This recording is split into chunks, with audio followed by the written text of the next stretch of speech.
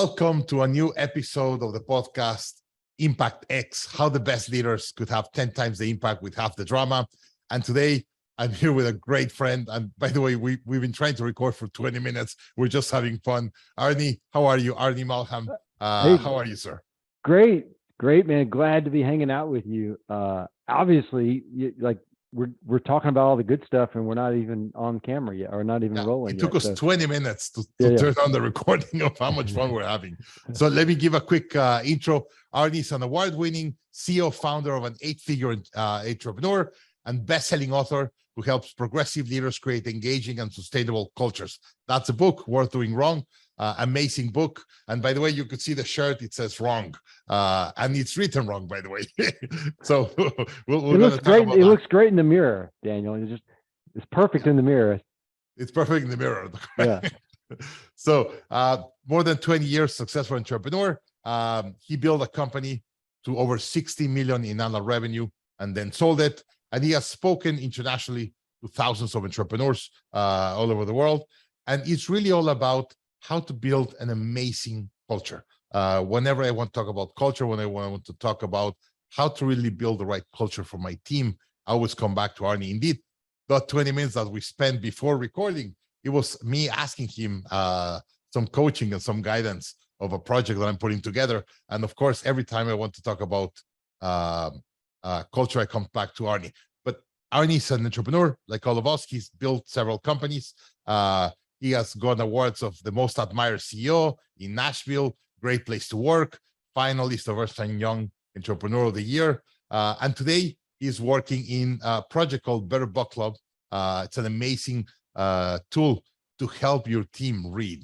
And by the way, if you want to see a fun video of a CEO pitching how to get that for your team, go to Better Book Club. That's a couple of really amazing videos, kind of showing you why it's so important to get your team to read. But Arnie, welcome. Thank you very much for being here. Hey, thank you, man. I've been a part of your world now for many, many years, and have enjoyed learning from you and the great thought leaders that you bring and put in front of the world every day, every week, every month. You've been consistent. You've been great. A lot of companies run better because you bring good content to bear. So thank you. I appreciate the thought, amigo. Thank you. Hey, so let's talk about culture. What is culture? Like, what is culture? What a huge question, right? In terms of you, everyone's got one. Everyone has one. You have them, whether you're thinking about it or not. You have a culture. I limit my audience typically to entrepreneurs and C-level people, because often, here's what I believe to be true, is that culture reflects leadership. Culture reflects leadership. And so the culture in anyone's company is what leadership deems it to be. It's true. It was true for my company, both when I had what I called a bad culture, and then what eventually became a good culture. Either way, I had a culture. And in each case, it was leadership driven. And so culture reflects leadership. Whatever leadership thinks culture is, that's what it is, right? And it's a broad topic. So that's, we can jump into the pool with that and see where we go. But let me then follow-up question. Yeah. You talk about culture by design and culture by default. Yeah. So we'll have a culture. It's just what you choose to have. Yeah. And tell us about the default, and then how those entrepreneurs kind of understand and they start to do it by design. Well, by default is typically like many things in our lives, they just sort of happen, obviously. But what we set out to do in our business, and what I try to coach and preach others to do, is to find sustainability and scalability with your culture. So once your company, once you grow to 8 or 10 people, and then 20, 25 people, and then 100 or 200 people, sustainability and scalability become very, very important. Because what we used to do as just part of our cult, a personality, just sort of, we projected, and therefore it starts to fall apart at these different growth levels. And so every culture has a collection of things that make it a great culture, right? Maybe it's how flexible you are with your team in terms of their work habits. Maybe it's how you delegate time. Maybe it's how you praise people, how you promote, or how you recognize people in terms of what they do well, what you tolerate in terms of how you allow people to get away with or don't get away with things. All of these things are elements of a culture that are often just sort of unspoken in a company. What we had to do and what I teach others to do is to create a process around these things, that every piece of your culture, first of all, you name your overall culture, name the individual pieces of your culture, and each piece needs a checklist and a champion and permission to fail from the leadership team, meaning permission to get it wrong on their way to getting it right, to develop that piece into something that's scalable and sustainable. If it's not scalable and sustainable, it's pretty much by default. If it is scalable and sustainable, if there's a checklist, if it's a champion, if it meets your core values, if it accomplishes what you want to accomplish quarter after quarter, year after year, now we have it by design and we can roll this thing forward. So before I get into worth doing wrong, and I think that we really want to understand your methodology and why you believe it's important, but let me ask a first question. When we talk about drama, having the wrong culture creates a lot of drama. I believe one of the biggest indicators of reducing drama, or one of the biggest things that you could do to reduce drama in your company, is really building a culture by design. Yeah. So what kind of drama do you see in companies that they have a bad culture or not a culture by design? Right. Well, the things we celebrate, the things we tolerate, the things we promote in our company, we have a picture in our mind. Like if you go to any CEO and you say, hey, what's your culture like? The CEO will immediately tell you about the good things in their culture. But if you go to the team and you say, hey, tell me about your culture, right? With the culture by default, you will not get the same answers. It's a great test. Ask the CEO, go to a different room, ask the people. You get two different answers. You probably have a culture more by default than design. And so just by aligning those two things, just by the culture being what the CEO or owner wants it to be, and that aligning with the team, that eliminates a ton of drama, right? It's the same with your core values. It's the same with your mission statement. It's the same with why people come to work every day. The more those things align, the less drama there is in a company. The more those things don't align, it's more likely that we've got people that aren't getting their job done. They don't love coming to work, right? Work becomes the thing they have to do instead of want to do. You start to get disruptors within the workplace because there's just confusion going on. And the last thing you want, this is true in your family, it's true in your business, it's true in any community you live in. When we kind of know what to expect, when behavior and outcomes sort of align and we all know what that is, drama comes down. When we don't know what to expect, drama goes, it's out. Anything could happen, right? The current political situation in several countries right now, anything could happen. So high drama, low expectations. We want high expectations. When everybody kind of know what's going to happen, we're all rowing to the same boat in the same direction. Drama goes down. And all that drama, all it does is take energy from the things you really want to get done in business, the things you really want to accomplish with your people. Low drama, high output, good business. Awesome. All right. Now let's go in worth doing wrong. Yeah. So first, why you wrote a book about worth doing wrong and why you call it like that? Yeah.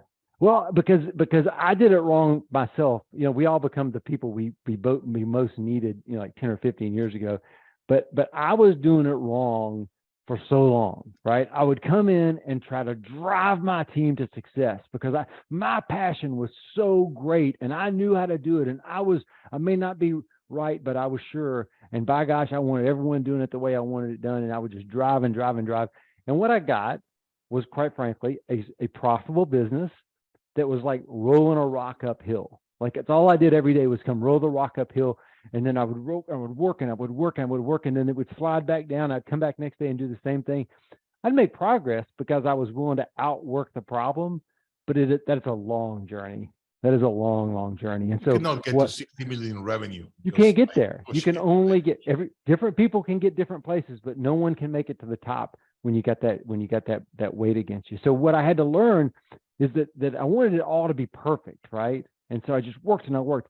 But once I realized that I'm not perfect, my team's not perfect, we're not going to get there by being perfect. We got to let people fail. Sometimes we let ourselves fail. It's okay. We're the boss. We're the CEO. It's our investment. If we get it wrong, it's okay. But we hold others to such a high standard. We don't let them get it wrong. But we know that we learn best when we get it wrong. We learn our way around a city before GPS when we got lost, and then we'd have to find our way. And now we know that city. We used to learn our way around a spreadsheet the same way.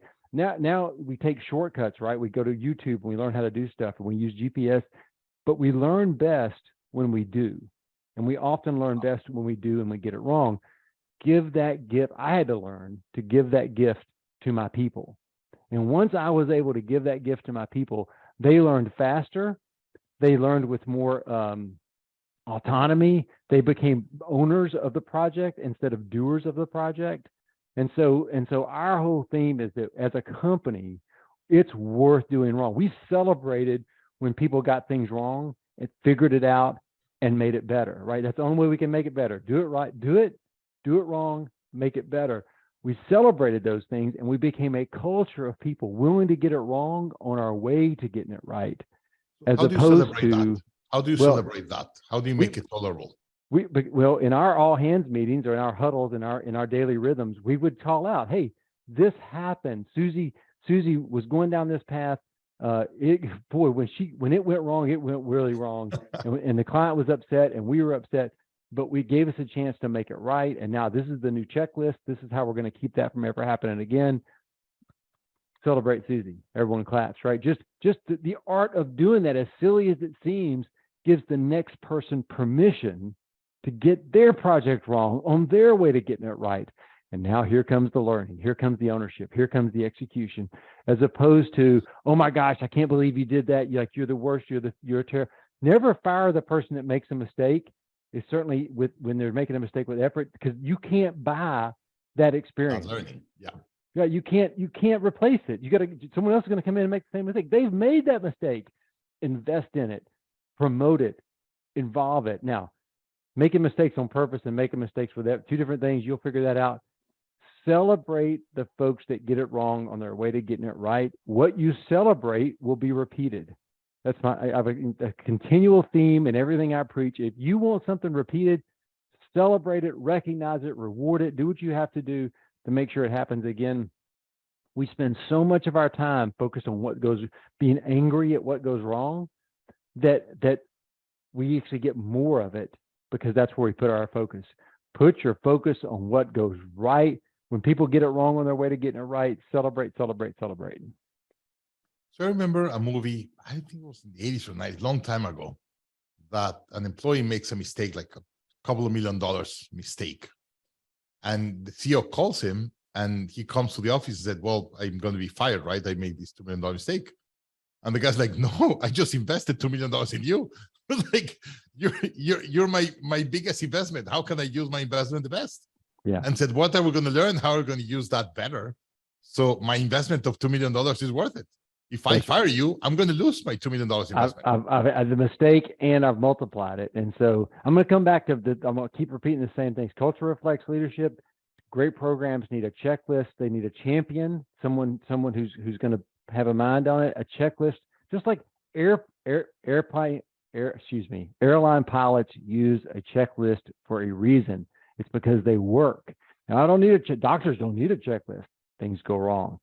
Use a checklist for the things that you want to go right in your company.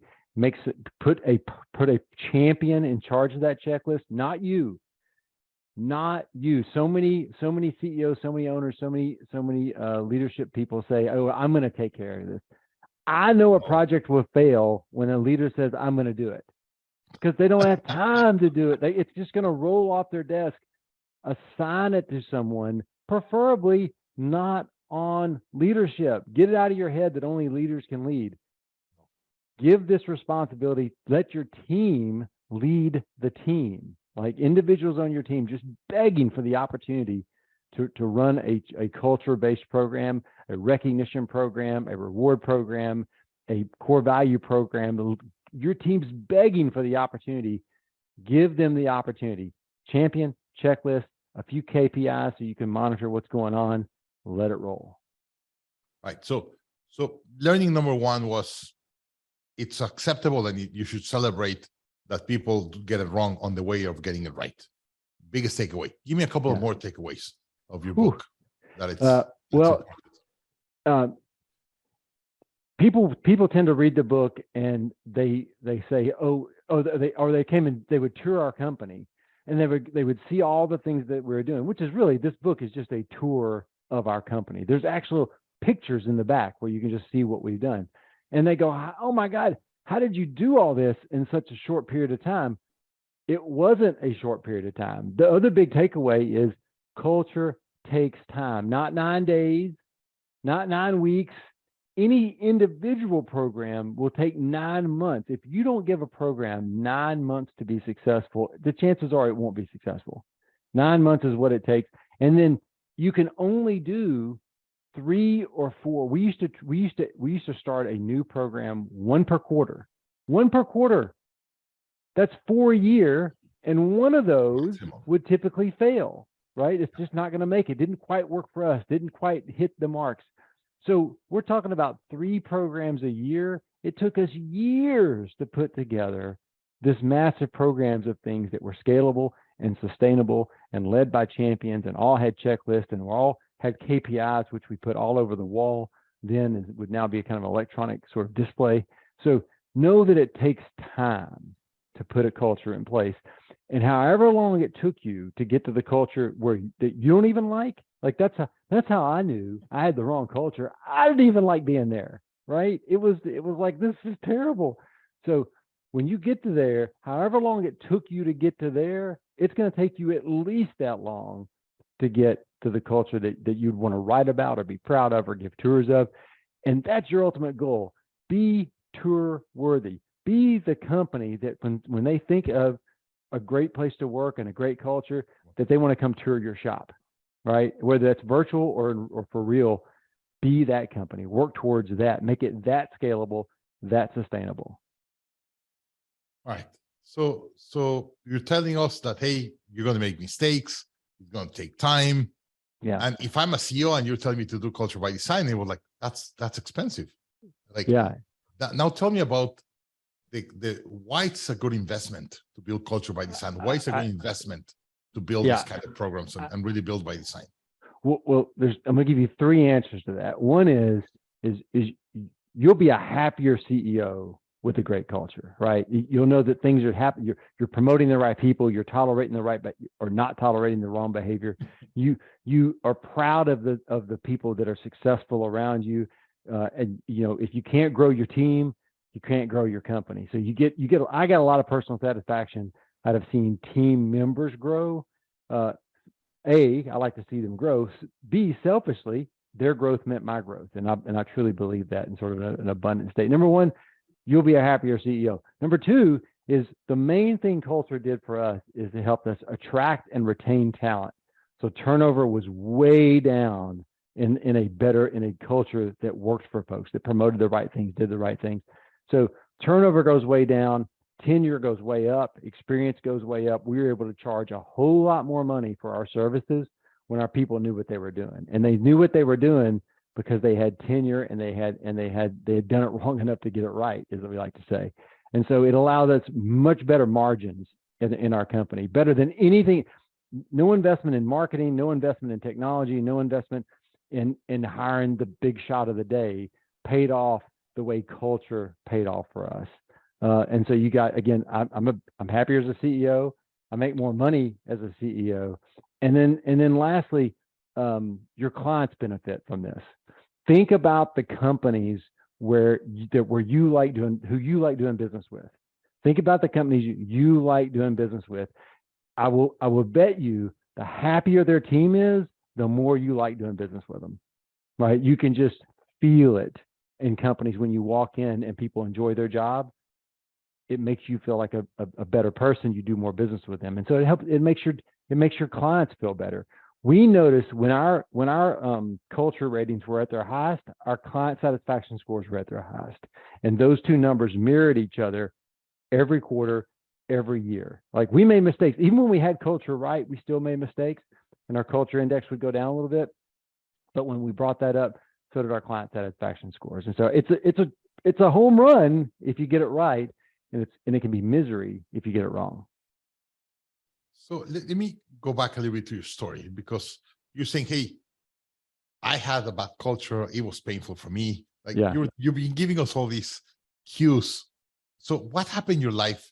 What happened in your company that this became so important for you? And what was the moment that made that trigger that got you so involved in culture? So I was 8 to 10 years in business. Again, I was rolling the rock uphill every day. Business was not bad. It just wasn't good. And we were having a client conference, and we had a speaker come in, John DeJulius. I give him 100% credit. Comes in from Cleveland, and he's talking to my clients about their customer service. And in talking to them about their customer service, he used the phrase that I used when we first kicked off this podcast. He said, culture reflects leadership. And he went it in terms of how they lead customer service.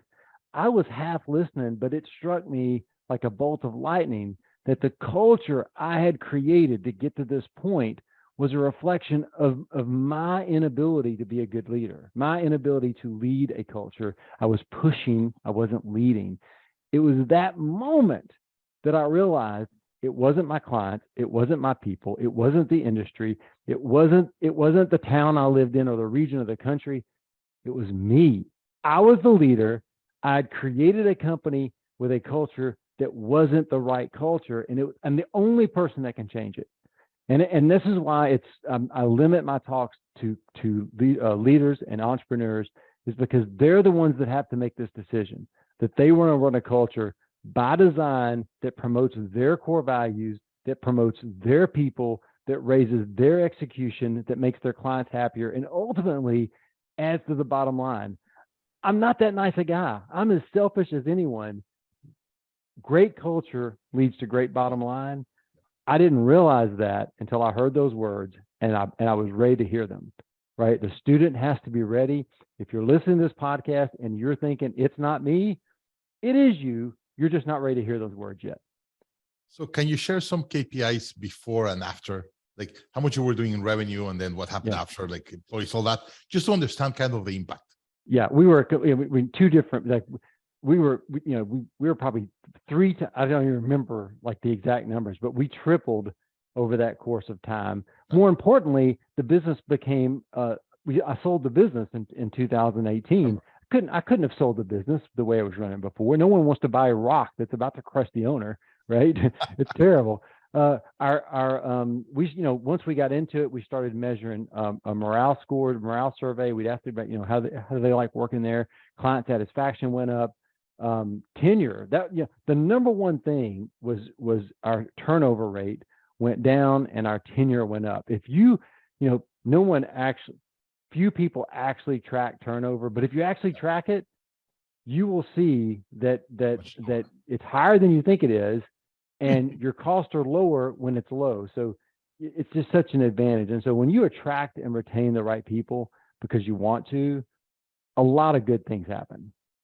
So I would say we at least tripled in revenue. We became sustainable as opposed to, and then turnover was we could keep our quality people in a job for much longer. And as their knowledge grew, we could charge so much more for their knowledge than we could when they were, fledglings. All right. And to close, imagine, all right, I heard you convinced me. I need to do culture by design and go to a next level. I have my John DeJulius moment, like you had it. Yeah. What are the three things I have to do? What are the 3 steps that you recommend that I do to do an amazing culture and really build a great work environment, a great company? Yeah. Well, I know we're running short on time, so I'll go quick. 1, name your culture. If your culture doesn't have a name, if your culture, ours was camel culture. Now the last page of my book talks about why it was called camel culture. It's a cool name. It's 2 C's. It sounds good. But once you name it, you can name it anything you want. There's no limit to what you can name it. Once you name it, you can start putting programs inside of it. So inside camel culture, we had morale survey, we had recognition programs, we had birthday programs, we had dog and kid friendly work environment. We had. There's a whole, there's hundreds of things in here that went inside the culture. Once you can put things inside the culture, they don't sort of disappear, right? They don't just go, oh, didn't we used to do that? Yeah, 3 years ago. Because once you name the culture and once you put something inside of it, and once you give that thing a checklist and a champion, then it can't die so easy. It can't just go away. I talk to people all the time, and we even talked about book club and Better Book Club and how it works. And they go, yeah, we did book club. And then their teammate would say, yeah, like 4 years ago. Yeah, like that happened for 2 months and it went away. Because it didn't have a champion. It didn't have a checklist. It wasn't placed inside a culture with a name. Name your culture. Start recognizing, survey your team, what things already exist. Put it all in there. You may take some things out later. Put it all in there. See what you got, right? Survey what you have as a culture now. What are things it's got to have a name. It's got to have a champion. It's got to have a checklist. Now you can put it in there.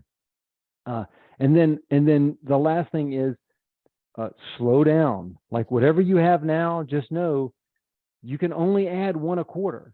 You can only add one a quarter, or you're going to fail miserably. So start adding on purpose one thing a quarter that you want to take care of, and be sure to remove things. You can remove as many as you want. Those are easy. That don't represent you, your values, and who you are. So name it, start adding to it, take your time. Wow. When you're saying name it, interestingly, last year we did a retreat with all the company, and we have a committee in charge of culture in the company. And the committee, we had awards and all these kind of things. And for my surprise, they named the culture. I was not aware. And it's interesting. Now, by the way, it's called the green salad culture. And it's green salad. Green salad. And, yeah. I've heard about this. I've heard it from your people. They've talked to me. So we had a big issue. One day I was in a very strict diet, and I was running around, and I couldn't have time to have lunch one day. And so my team said, hey, I'm going to go out to get food. Do you want something? And I was like, yeah, bring me a green salad. I cannot eat anything else. I came back. So she came back, put it in my desk or whatever. I was having a really hard day. It was a tough day for me. I had to pay payroll next day, and I didn't have the money to pay payroll. So I was trying to get clients to pay so I could pay payroll. So it was a pretty stressful day in the early years of Growth Institute. And when I get to my salad, it was not a salad. It was a bucket of lettuce, one type of lettuce, no nothing, no dressing, no nothing. And I wouldn't live it. Like I really had a bad moment, and I just shouted to her, and I was really bad. Yeah. And I say, I'm dying to get money to pay your payroll, and you didn't even think what other green veggie can you add to the salad, right? Not even bring a dressing. Yeah. She said, green salad, okay, lettuce. That was it. And it was a bad day. You got exactly what you asked for. Yeah. And by the way, it was a really bad day for me. Yeah. The lady left after that. She was not happy with what happened, and I understand. It was my mistake. But then when my team said the green salad, I was like, no, that's like a bad day for me. They said, no, we believe that a salad has all these veggies and all the things. And that's how we all build it. And whenever you ask for a green salad, it's part of the culture to think and understand and put effort on who we are and how can we add things to the salad and what's the best dressing. And that's part of who we are.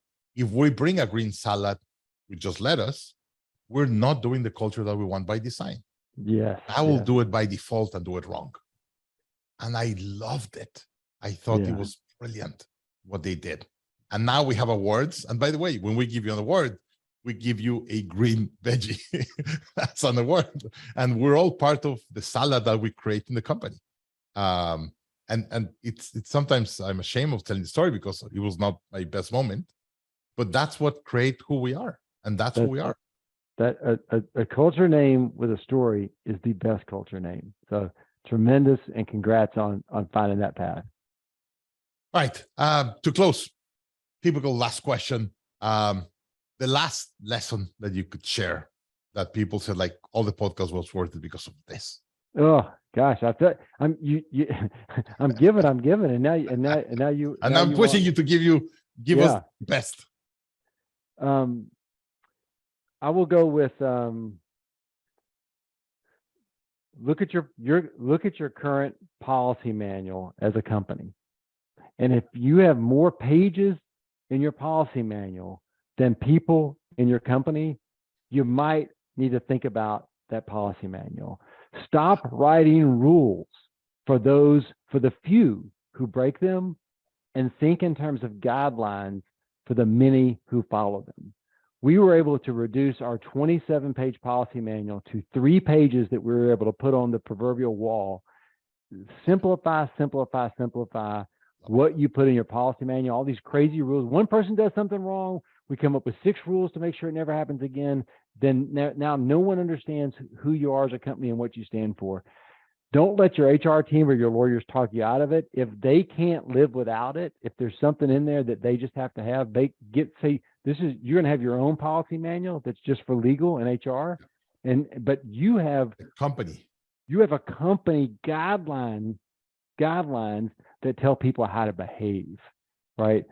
That alone gives you less time and energy on dumb things and a whole lot more on ability to get it right. Love it.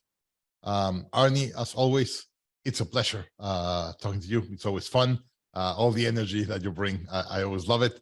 And hey, where can people follow you if people want to learn more about you? Number one, if I've inspired you at all, do something, right? You can find me at worthdoingwrong.com, but do me a favor, check out betterbookclub.com. It's the project I'm passionate about right now. It puts books in brains of your people. If you want people to read the books you've read, don't do it. We're not for you. This is about getting your team to read the books they need. And your last book is not their next book, more than likely. It allows you to recognize and reward your team for reading what makes them better. And if you can grow your team members, you can grow your company. Better Book Club helps you do that. Put more books in brains. Check it out. betterbookclub.com, worthdoingwrong.com. I'm Arnie. This is Daniel. Worth Doing We've Wrong. enjoyed being here. Thank you, amigo. It's always a pleasure. I hope everyone, you learn a lot about culture and you really have that moment that you said, hey, now I'm going to do a lot of culture by design. And I'm really going to double down on and invest to really build the best culture, like really help me build the best company. And of course, that's going to help you scale your company, but most importantly, reduce drama. You're going to enjoy being that company way more. Arnie, as always, thank you very much. Thanks. Have a great day.